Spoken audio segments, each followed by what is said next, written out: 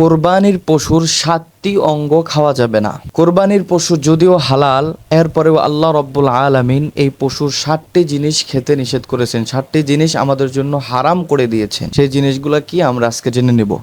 1 নম্বর হচ্ছে প্রবাহিত রক্ত, এটা খাওয়া যাবে না, কারণ এটা খেলে আপনার শরীরে জীবাণু হতে পারে, এটা খেলে আপনার শরীরে ক্ষতি হতে পারে, যে কোনো রোগ বাসা বাঁধতে পারে। 2 নম্বরে যেই জিনিসটা খাওয়া যাবে না সেটা হচ্ছে পুরুষাঙ্গ খাওয়া যাবে না। অনেকে এটা জানে, অনেকে এটা খায় না। 3 নম্বরে হচ্ছে অন্ডকোষ খাওয়া যাবে না। 4 নম্বরে হচ্ছে মূত্রথলি খাওয়া যাবে না, অর্থাৎ পেশাবের যে থলি আছে ওই থলিটা খাওয়া যাবে না।